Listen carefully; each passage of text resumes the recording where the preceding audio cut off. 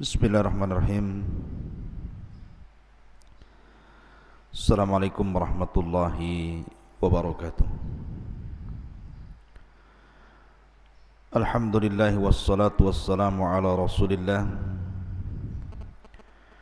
wa ala alihi wa sahbihi wa mawalah wa la hawla wa la quwata illa billahi wa ba'du.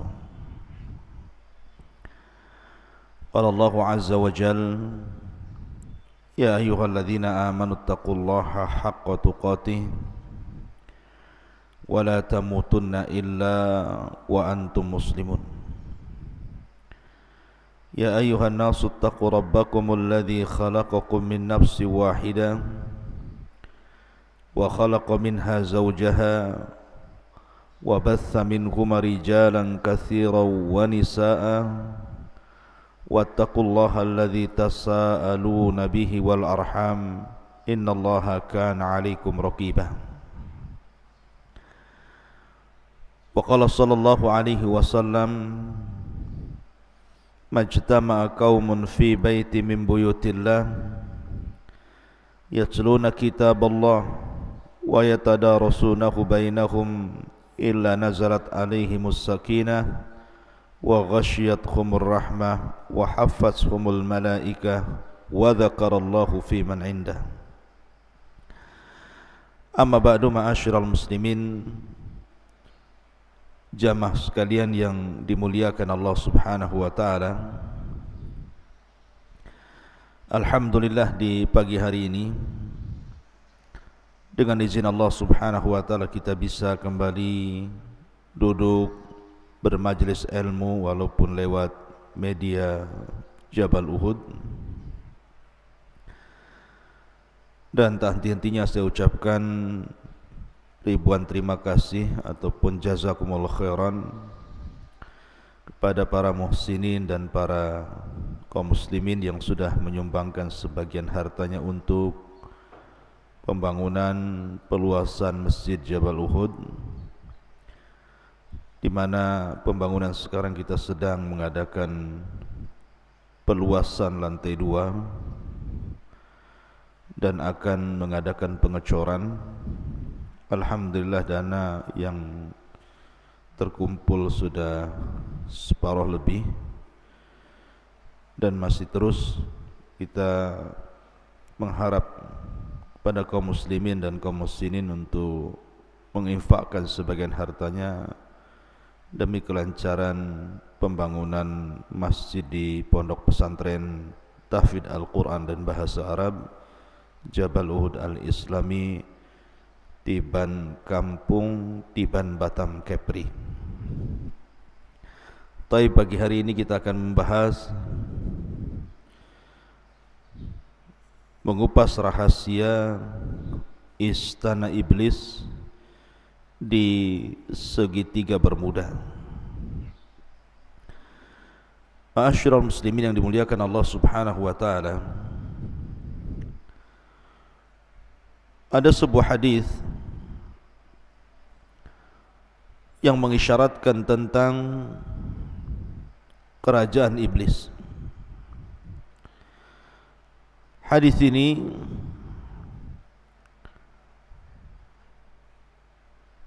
dikeluarkan oleh para ulama hadis, di antaranya Imam Muslim meriwayatkan dari hadis Abdullah ibn Umar radhiyallahu anhum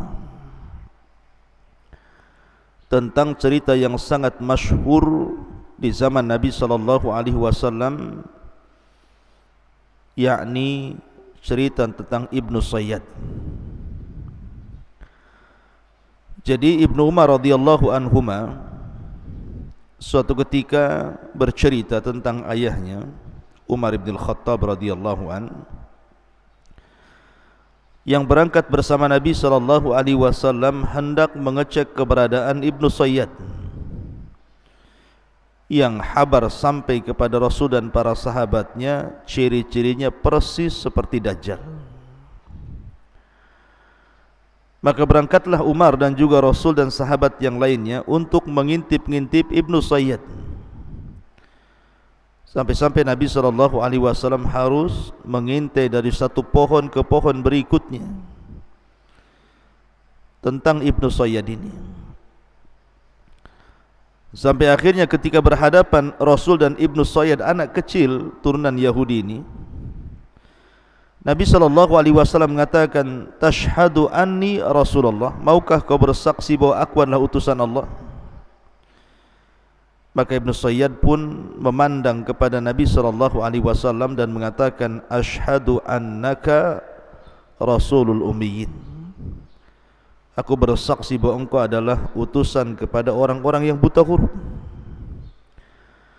Tiba-tiba Ibnu Sayyad membalik pertanyaan, "Atashhadu anni Rasulullah?" Apakah engkau juga mau bersaksi saya ini utusan Allah? Maka Nabi SAW terkejut dan mengatakan, "Amantu billahi wa bi rasulih." Aku hanya beriman kepada Allah dan Rasulnya. Kemudian Nabi SAW bertanya, "Ma tara? Ya Ibn Sayyad, ma tara?" Wahai Ibnu Sayyad, apa yang kau lihat? Karena Nabi SAW melihat bahwa Ibnu Sayyad ini berkomat kamit. Tiba-tiba kemudian Ibnu Sayyad mengatakan, "Ara arsyan 'alal ma." Aku melihat ada singgasana di atas air. Maka Nabi SAW menjawab, "Dzaka arsyu iblis 'alal bahri." Itulah singgasana iblis yang ada di atas lautan.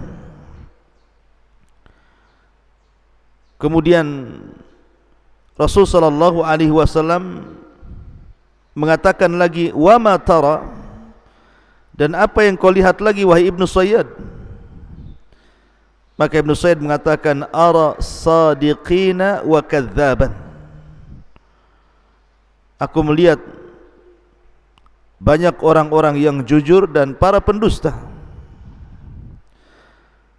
Maka Nabi SAW kemudian tidak melayani dan meninggalkannya.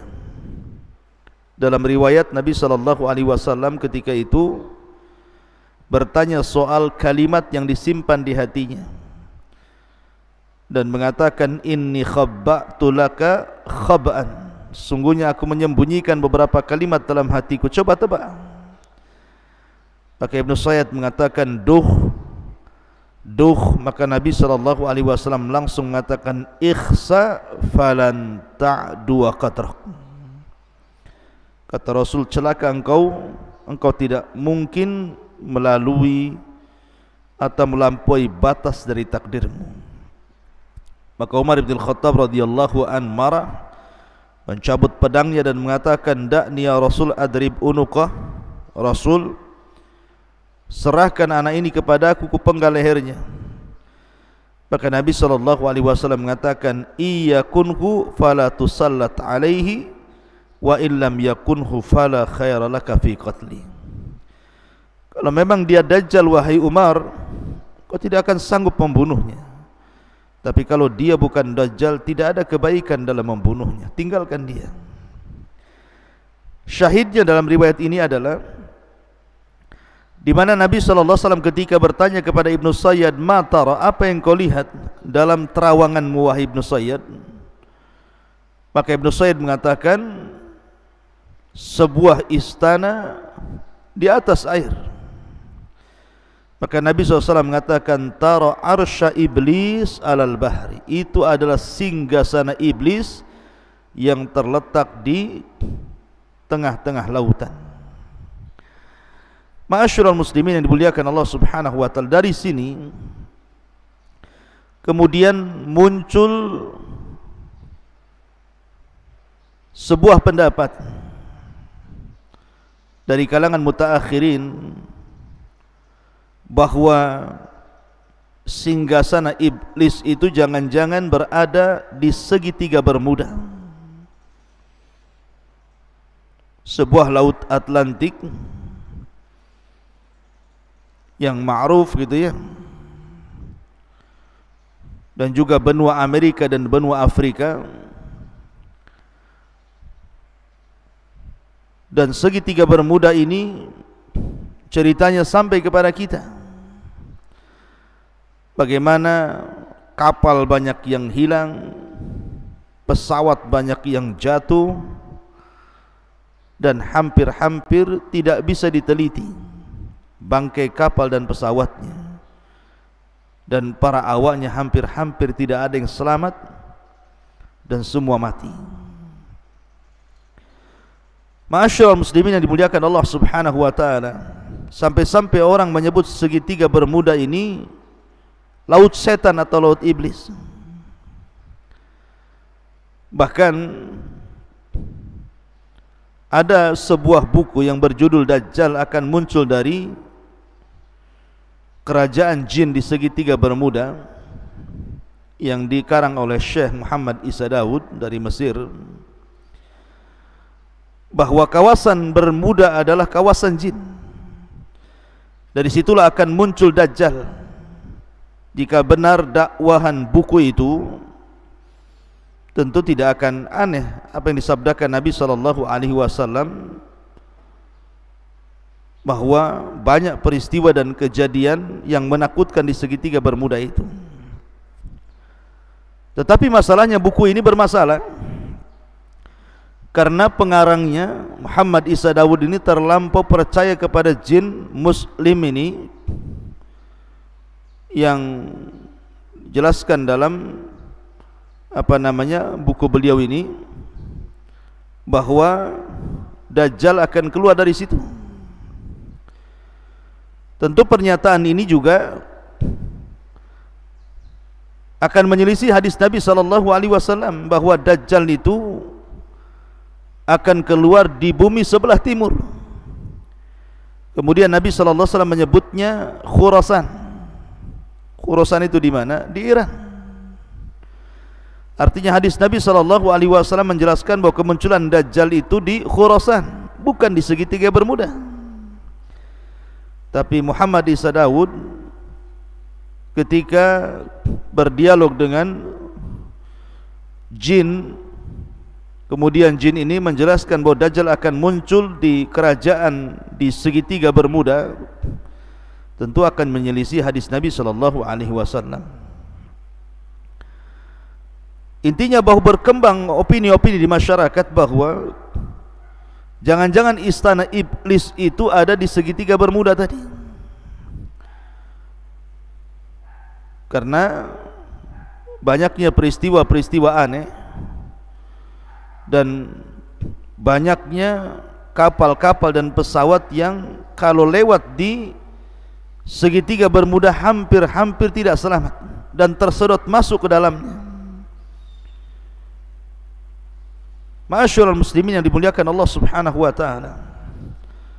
Tapi bagaimana menurut pandangan Islam tentang istana iblis ini? Betulkah berada di segitiga bermuda sebagaimana prasangka sebagian orang? Ma'asyiral muslimin yang dimuliakan Allah Subhanahu wa taala, sebelum saya kupas tentang masalah ini, saya ingin memulai kajian kita ini mengurut dulu dari mengenal siapa iblis, kemudian di mana istananya, kemudian apa yang dilakukannya, apakah dia kemudian mengerahkan anak buahnya dari istana itu untuk berperang melawan Bani Adam, kemudian bagaimana akhir dari kehidupan iblis itu sendiri. Ma'asyiral muslimin yang dimuliakan Allah Subhanahu wa taala, pertama bicara tentang iblis. Iblis ini sebagian para ulama mengatakan ismu Arab, sebuah nama dari nama-nama Arab, ala wazni if'il, mengikuti wazan if'il, di mana mushtaqnya dari kalimat al-iblas. Jadi iblis itu dari al-iblas, maknanya al-ib'ad minal khairi awil ilyas min rahmatillahi azza wa jal. Al-yas min rahmatillahi azza wa jal. Jadi makna iblis itu artinya makhluk yang menjauh dari kebaikan atau yang putus asa daripada rahmat Allah, maka disebut al-iblas. Dan makhluk yang disebut iblis, walaupun sekali lagi bahwa ada sebagian ulama mengatakan bahwa iblis itu nama a'jam. Kemudian kalau kita melihat Al-Quran, maka lafaz iblis dan syaitan itu diletakkan di beberapa ayat dalam Al-Quran. Bahkan lafaz iblis sendiri dalam Al-Quran itu diulang sampai 11 kali, dan semuanya mufrad, tidak ada yang jamak. Beda dengan syaitan, ada yang mufrad tunggal, ada yang jamak gitu ya. Yang mufrad sekitar 70 kali terulang-ulang dalam Al-Quran, yang jamak sekitar 18 terulang-ulang dalam Al-Quran. Ma'asyiral muslimin yang dimuliakan Allah Subhanahu wa ta'ala, lalu kenapa disebut iblis? Jadi ketika iblis ini dia mengumumkan bahwa dia sudah putus asa dari rahmat Allah Subhanahu wa ta'ala karena perbuatan dia sendiri. Ketika Allah Subhanahu wa ta'ala memerintahkan dia sujud kepada Adam, kemudian dia enggan, bahkan sombong. Akhirnya kemudian Allah Subhanahu wa ta'ala usir dia dari langit, dari sorga menuju bumi, dan dia pun meminta kepada Allah Subhanahu wa ta'ala tangguhan sampai hari dibangkitkan. Maka Allah Subhanahu wa ta'ala kemudian mengabulkan permintaan iblis, dan ketika Allah Subhanahu wa ta'ala mengabulkan permintaan iblis bahwa dia tidak akan mati sampai hari dibangkitkan, dari sinilah iblis mulai jahat dan melampaui batas, sehingga dia mengatakan fabi izzatika la ughwiyannahum ajma'in illa ibadaka minhumul mukhlasin. Karena kemuliaanmu ya Rabb, aku akan sesatkan mereka semuanya kecuali hamba-hambamu yang ikhlas. Dan Allah Subhanahu wa ta'ala mengatakan wa inna 'alaika la'nah ila yaumiddin qala rabbi fa'anzirni ila yaumi yub'atsun qala fa innaka minal munzirin ila yaumil waqtil ma'lum. Dan bagimu wahai iblis laknat sampai hari dibangkitkan.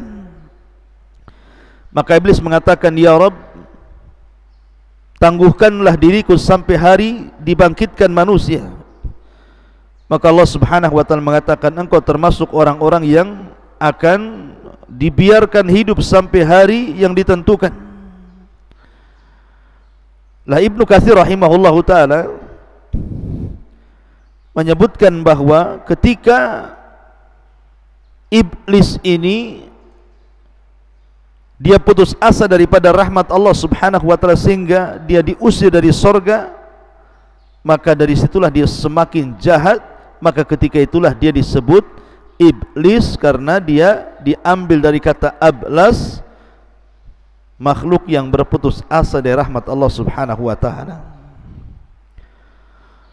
Lah apakah iblis ini bagian daripada para malaikat ataukah dia bagian daripada bangsa jin? Karena masalahnya ketika Allah Subhanahu wa ta'ala berfirman di dalam Al-Quranul Karim tentang perintah Allah Subhanahu wa ta'ala kepada Adam kepada para malaikat, wa idh qulna lil malaikati isjudu li Adam fasajadu illa iblis. Ketika kami katakan kepada para malaikat sujudlah kalian kepada Adam, maka mereka sujud kecuali iblis. Ulama mengatakan bahwa mustathna, illa, kecuali atau pengecualian dalam bahasa Arab itu harus bersambung antara lafaz setelah dengan lafaz sebelumnya. Maknanya ketika Allah Subhanahu wa ta'ala perintahkan para malaikat untuk sujud kecuali iblis, iblis itu bukan bangsa lain, tetapi maksud masuk daripada bangsa malaikat. Itu dalam tatanan bahasa Arab seperti itu. Ada mustatsna minhu. Jadi lafaz pengecualian itu harus masuk pada yang dikecualikan, bukan di luar yang dikecualikan.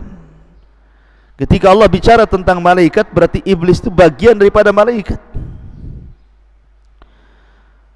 Kemudian juga ayat Al-Quran yang mengatakan kana minal jin fa fasaqa an amri rabbih illa iblisa kana minal jin fa fasaqa an amri rabbih. Kecuali iblis adalah bagian daripada jin yang berbuat fasik dari perintah Allah. Kalimat jin, bagi yang mengatakan jin dari kalangan malaikat, maka jin di sini artinya jannah. Sesuatu diambil dari kata-kata jan, itu artinya jannah. Karena dulu iblis ini khazanatul jannah, pembendaharaan sorga, maka diambil dari kata jan menjadi jin. Itu bagi pendapat yang mengatakan jin itu bagian daripada malaikat yang fasik dan kufur. Tapi pendapat yang kuat bahwa jin itu ataupun iblis itu bagian dari kalangan jin, bukan malaikat. Karena pengakuan iblis sendiri mengatakan ana khairum minhu khalaqtani min nar. Aku lebih baik daripada Adam, kau ciptakan aku dari api. Sementara malaikat dari apa? Dari cahaya. Yang tercipta dari api itu ya jin. Sebagaimana hadis Nabi SAW, khuliqatil malaikatu min nur wa khuliqatil jan mimma rijim min nar wa khuliqa adam mimma wusifa lakum. Diciptakan malaikat dari cahaya, diciptakan jin dari nyala api, dan diciptakan kalian sebagaimana yang disifatkan kepada kalian. Lah, Allah Subhanahu wa taala mengatakan kinayah daripada perkataan iblis, ana khairum minhu khalaqtani min nar. Aku lebih baik daripada Adam, kau ciptakan aku dari api. Dari sini menunjukkan bahwa iblis itu bagian daripada jin. Dan Allah mengatakan illa iblisa kana minal jin. Kecuali iblis, dia termasuk dari kalangan jin. Dan itu pendapat dari banyak kalangan ulama seperti Syekhul Islam Ibn Taimiyah rahimahullahu ta'ala dan yang lainnya. Dan ingat, ada yang mengatakan bahwa iblis itu adalah abul jin, bapaknya jin, sebagaimana Adam abul bashar, bapaknya manusia. Dan ini sebagaimana disebutkan dalam tafsir At-Tabari dari Ibnu Abbas, Mujahid, Qatadah, Hasan Al-Basri dan yang lainnya mengatakan bahwa iblis itu adalah abul jin, bapaknya jin. Ma'asyiral muslimin yang dimuliakan Allah Subhanahu wa taala, adapun tugas iblis, karena dia sudah bersumpah akan menyesatkan Bani Adam, Al-Imam Ibnul Qayyim rahimahullah ta'ala sampai mengatakan bagaimana iblis itu mengatur strategi untuk menggoda manusia itu sampai membuat 6 marhalah, 6 cara, mulai daripada yang paling tinggi sampai kepada yang paling rendah. Yang pertama, membuat manusia kufur atau manusia menyekutukan Allah Subhanahu wa ta'ala. Kalau tidak bisa, maka yang kedua, manusia dibuat menyelisih sunnah Nabi SAW supaya terjerembab kepada perbuatan yang diada-adakan dalam agama. Bahasa hadis disebut bid'ah.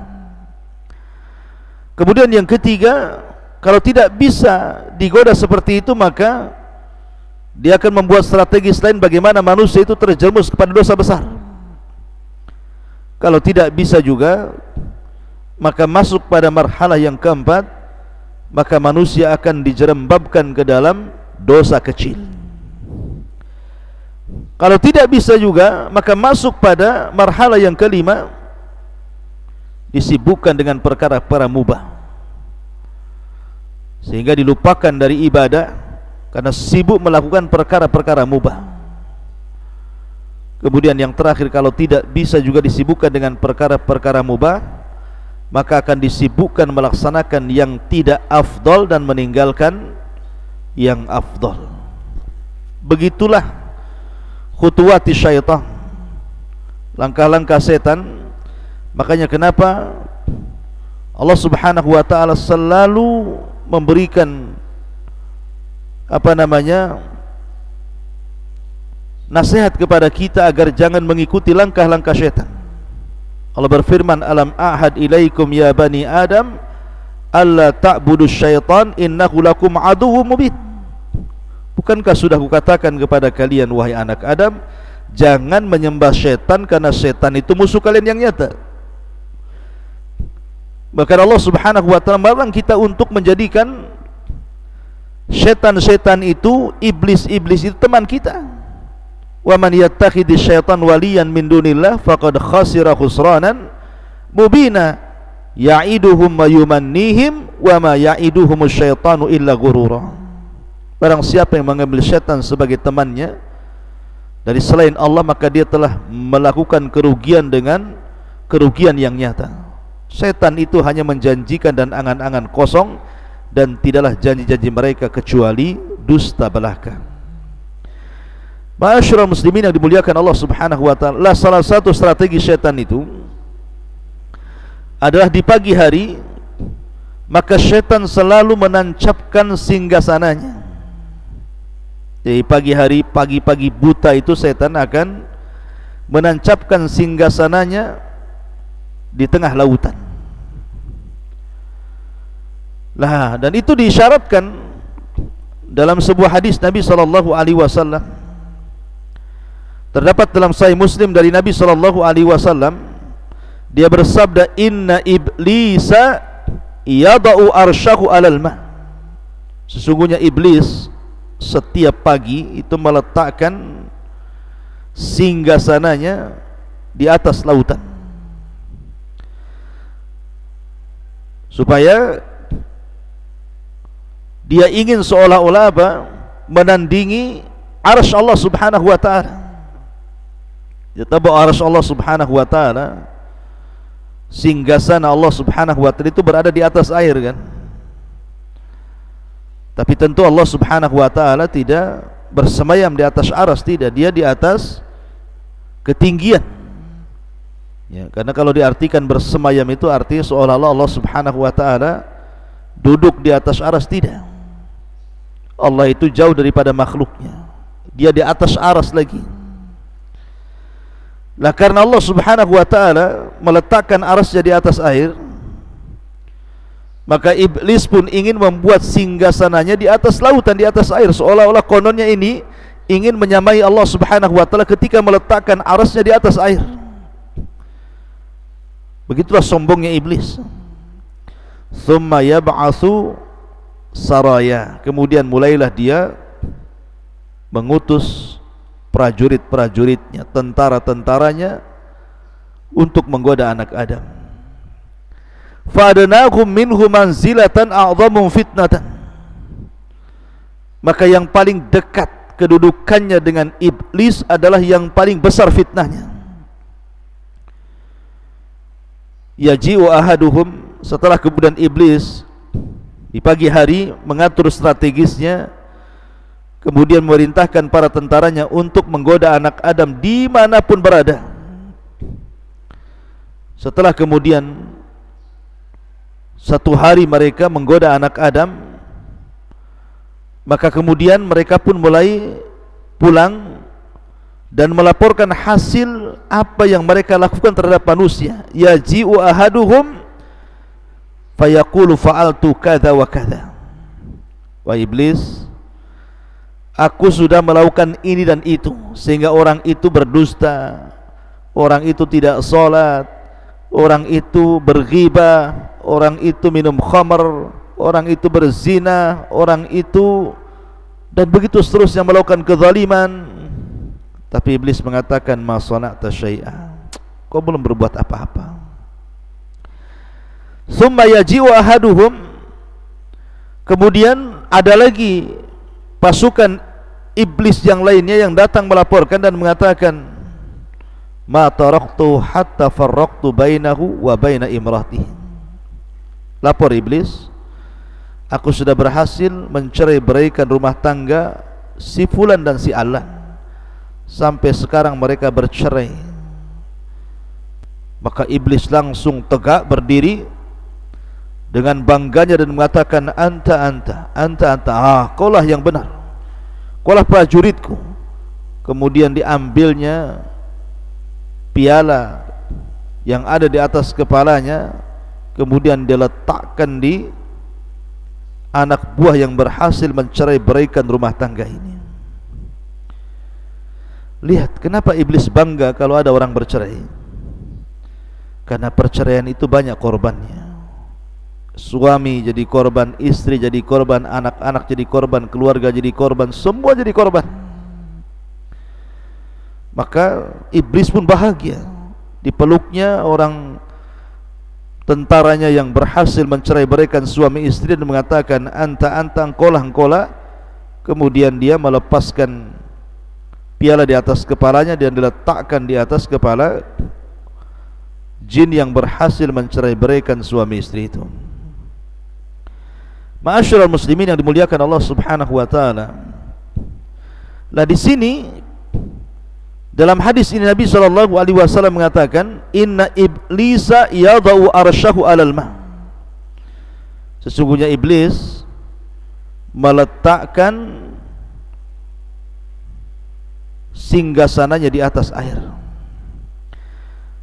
Lah kalimat di atas air inilah kemudian dalam riwayat Ibnu Sayyad tadi di atas lautan, sehingga memunculkan prediksi ketika kita berbicara tentang segitiga Bermuda. Segitiga Bermuda yang berada di antara Laut Atlantik, benua Amerika dan benua Afrika.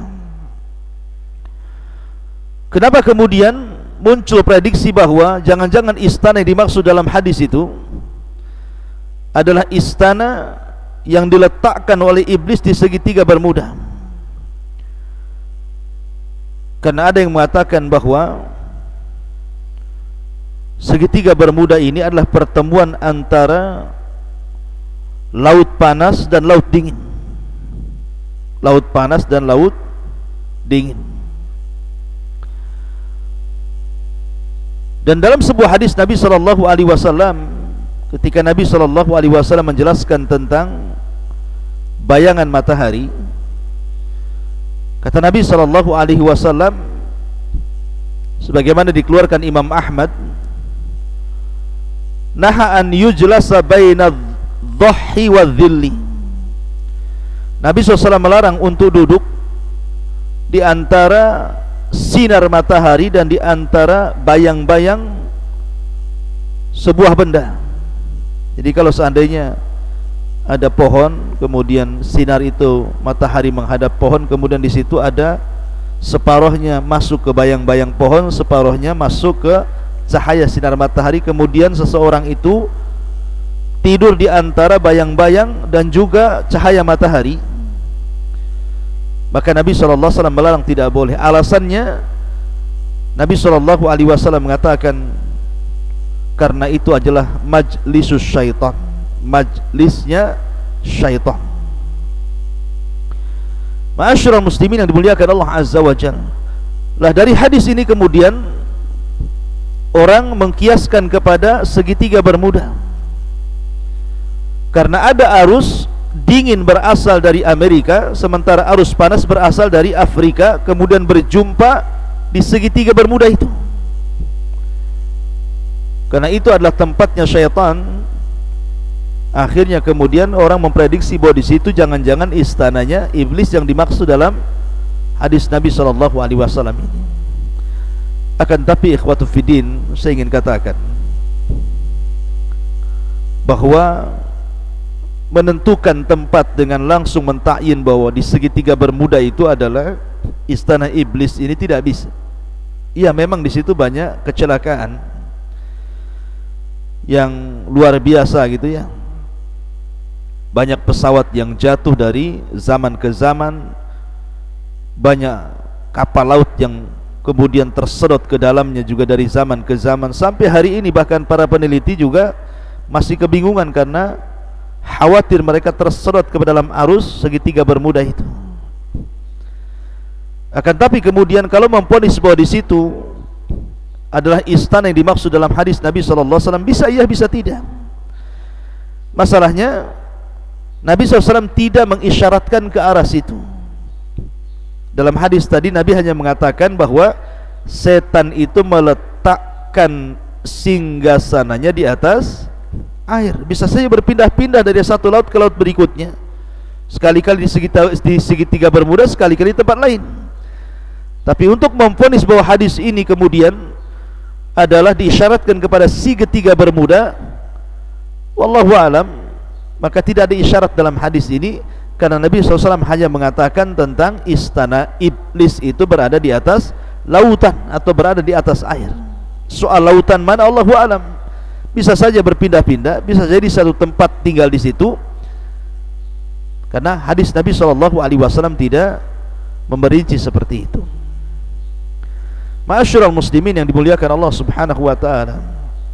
Dan yang lebih ngerinya lagi adalah ketika iblis ini memunculkan singgasananya setiap pagi, kemudian mengutus tentaranya untuk menggoda Bani Adam.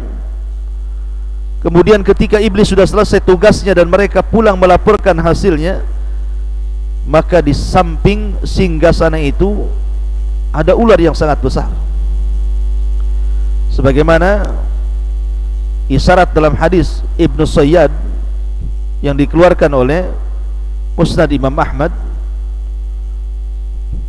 bahwa Ibnu Sayyad mengatakan, ara arsyan alal bahri haulahul hayyat. Aku melihat singgasana di atas lautan dan di sekitarnya banyak ular. Ada ular. Kenapa kemudian ular? Kita teringat dengan kisah ketika Adam di sorga. Ada kisah Israiliyat. Ketika iblis sudah dikeluarkan dari sorga, kemudian Adam dimasukkan ke sorga. Iblis kan tidak bisa masuk ke sorga. Akhirnya kemudian dia bekerja sama dengan ular yang keluar masuk ke dalam sorga, dan berhasil dia masuk, dan berhasil pula dia memberikan was-was kepada Adam. Akhirnya Adam dan Hawa makan buah larangan dan terusir pula dari sorga. Lah karena ular ini sudah berjasa memasukkan iblis ke dalam sorga hingga mampu menggoda Adam, makanya sangat dimuliakan ular ini. Jadi setiap kemudian tentaranya datang membawa laporan, maka ular itu ada di sekitar situ dan dimuliakan sama iblis. Makanya Ibnu Sayyad mengatakan, ara arsyan alal bahri haulahul hayyat. Aku melihat sebuah singgasana di atas lautan dan dikelilingi dengan ular. Maka Nabi SAW mengatakan, sadaq dzalika arsyu iblis. Ya benar, dia benar, tetapi itulah istana iblis. Tapi sebagian para ulama mengatakan bahwa tambahan haulahu hayat dalam hadis yang dikeluarkan dalam Musnad Imam Ahmad ini adalah tidak sabit. Jadi lafaz yang sahih yang sampai kepada Nabi hanyalah kata-kata ara arsyan alal bahri. Berkata Ibnu Sayyad itu, saya melihat singgasana di atas lautan. Adapun tambahan haulahul hayat, di sekelilingnya banyak ular, maka itu tambahan yang tidak sabit, yang tidak tetap bagian daripada hadis Nabi sallallahu alaihi wasallam. Wallahu alam tentang masalah singgasana iblis ada di lautan mana gitu, apakah di segitiga Bermuda atau di tempat yang lainnya, karena tidak ada isyarat yang jelas tentang masalah ini. Ya bisa iya bisa tidak gitu ya. Tapi yang jelas kita yakini bahwa setiap hari iblis menancapkan istana di tengah lautan, lautan mana terserah gitu ya. Kemudian mengutus tentara-tentaranya berusaha menggoda anak Adam, sampai akhirnya iblis merasa senang apabila tentaranya membuat cerai-berai suami istri dan meletakkan piala di atas kepalanya dan mengatakan anta sambil memeluknya. Wallahu a'lam bishawab. Mudah-mudahan ada manfaatnya. Subhanallah bihamdika asyhadu an la ilaha illa anta astaghfiruka wa atubu ilaik. Allahu ta'ala. Assalamualaikum warahmatullahi wabarakatuh.